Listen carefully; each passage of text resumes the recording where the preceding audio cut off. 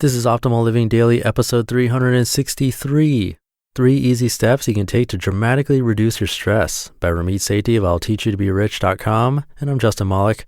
Welcome to OLD, the podcast where I get permission from authors of some of the best blogs on the planet and read them to you, all for free.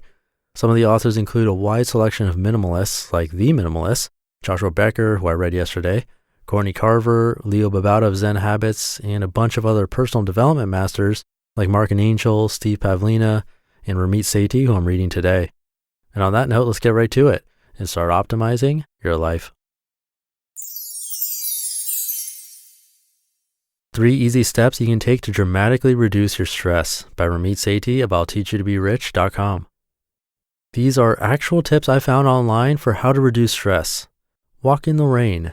Tell someone to have a good day in Latin. Throw a paper airplane. Are you kidding me? Is this what passes for advice these days? If we're going to get a handle on stress, we need more than superficial tactics or silly ideas. We've got to get to the root of the problem, our own inner psychology. Once we do that, then we can eliminate our stress and stop it from ever popping up again. If you're tired of worthless advice and want a practical system for eliminating stress, here are 3 easy steps you can take to dramatically reduce your stress. Step 1, change how you view stress.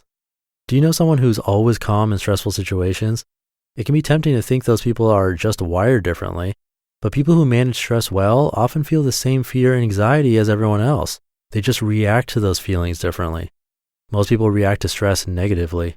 They see it as a bad thing, try to fight it, and as a result, the anxiety they feel snowballs.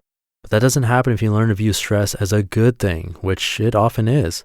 Feeling a little stress can be a sign that we're pushing ourselves outside our comfort zone. It also gives us energy and motivation to get things done. And there's more. You know that feeling you get when you're in the zone and performing at your peak? That doesn't happen without at least a little bit of stress. If you practice viewing stress as a good thing, it won't lead you to feeling overwhelmed. Instead, it'll help you be at your best. Step 2, stop stress in its tracks by mastering inner stress control. When we face stressful situations, most of us immediately tense up. We forget to breathe, or we start taking short, shallow breaths. We're usually not aware this is happening. It's an automatic response, one that makes us feel even more stressed out. But if we take control of our breathing, we can reverse those effects. We'll start to feel more calm and in control. This is something I learned from retired Navy SEAL Commander Mark Devine. Mark is the founder of SEALFIT and author of Unbeatable Mind and The Way of the SEAL. A few months ago, he taught me his box breathing technique. This is the exercise he used while deployed overseas to keep himself calm in life-threatening situations. This may seem overly simplistic, but the truth is, if you control your breathing, you control your stress. Don't believe me? Test it yourself. For the next 24 hours, pay attention to when you get stressed. Is your breathing short, choppy, and shallow?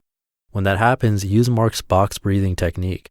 Take deep, controlled breaths in through your nose and let your body relax. You'll likely feel a significant drop in stress. Step 3, stop stress before it starts. The words we use when we talk to ourselves have a massive impact on how we feel. Here's an example. When we say things like, "I never have time to do what I want," we reinforce the belief that we never have time for ourselves. We then feel even more stressed and annoyed. But we can dramatically change the way we feel just by changing the words we use when we talk to ourselves. This isn't an overnight fix, but by changing our language, we can reduce our stress and gradually eliminate the beliefs that cause that stress in the first place. Here's how to do this. Step 1, think about the last time you felt really stressed about something. Maybe you were on a tight deadline to finish a big project or needed a break from your kids. Take a moment to write down what you told yourself in those moments. Maybe it was something like, "I have to finish this. I won't take a single break until I do." Or, "I can't handle this much work." Or, "I am so stressed right now, I don't even know where to begin."